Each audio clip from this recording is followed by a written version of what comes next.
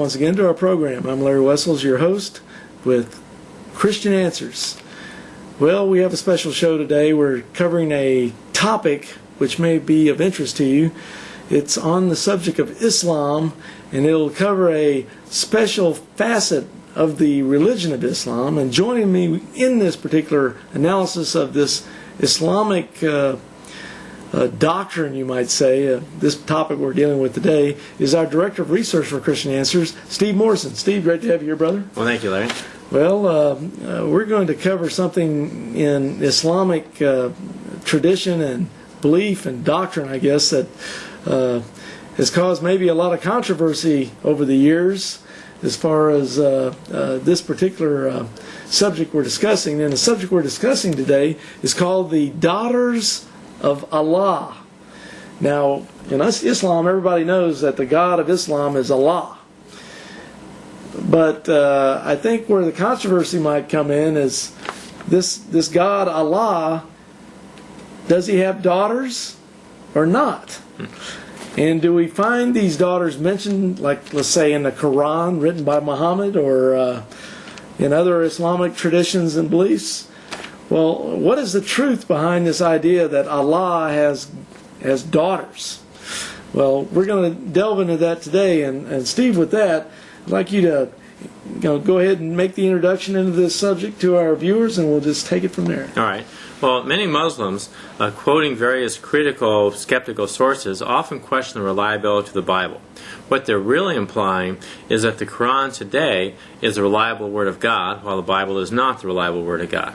Well, Christians have a variety of responses to prove that wrong. Ubai, abrogated verses, Uthman. For a synopsis, the website http://answering-islam.org/responses/Saifullah, SAIFULLAH/S-verses-HTM says this: one of the most embarrassing events in Muhammad's life occurred when Satan put words in Muhammad's mouth.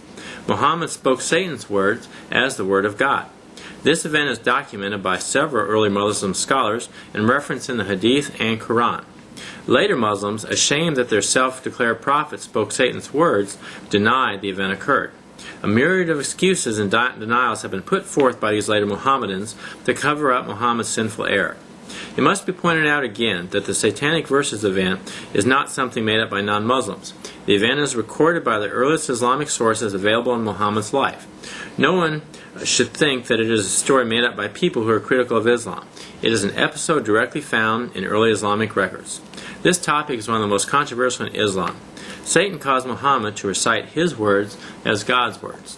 So when you talk about this surah that we're going to talk about, has it been changed, the Muslims have two responses. Either they've never heard of this before, or they strongly deny that it would occur because it's a near fatal blow to the reliability of the Quran.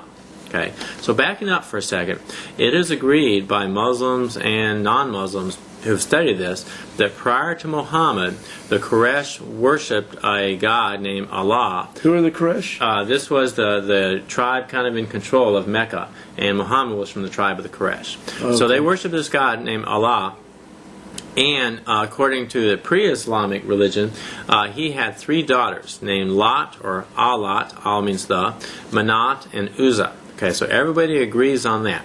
But here's the part where it's disagreed. In what's called the Star Surah, which is Surah 53, verses 19 and 20 say, Have you seen Lat and Uzza, and another, the third goddess, Manat? Okay, now, four early biographers of Muhammad wrote that the next thing after these verses is this: these are the exalted ones, or intermediaries, whose intercession is to be hoped for. So, interpretation of this is that the Numidian cranes who flew very high were a metaphor for heavenly beings, or intercessors. And also an alternate reading for the phrase is to be hoped for, Turtacha, is accepted with approval, Turdata. And these interpretations is from the Ibn Ishaq's Life of Muhammad, as translated by Alfred Guillaume, page 166. Okay, so according to the claim, this was the original verses in the Quran. Now, later, these verses were taken out, and what was put in, it says, "What, for you, the male sex? and for him the female? Behold, such would be indeed a division most unfair. So that's verses Surah 53 today. Okay. Now let's stop and interpret this modern version a little bit. It says that those who believed in Allah's 3 daughters, says, were unfair toward Allah, since the Arabs, they preferred sons, and yet they had Allah stuck with having only daughters. Okay, that didn't sound very, a little chauvinistic, but such as it is. Anyway, these verses, they've been called the Satanic verses. Now the situation is kind of confused because in modern times, an author named Salman Rushdie, he used this term for his own novel called the Satanic verses. Okay, well this paper doesn't discuss Salman Rushdie or the Satanic verses of his at all. I've not actually even read the book. But it discusses the original meaning of the term Satanic verses. Okay, now we have to ask, for an objective person, be Muslim or non-Muslim, how can you tell if the Satanic version of the verses, the intercession of these daughters of Allah, was in the original Quran or not? Okay, so we'll give proof or evidence that they are from early Muslim sources, and then we will see 9 objections that Muslims have to this.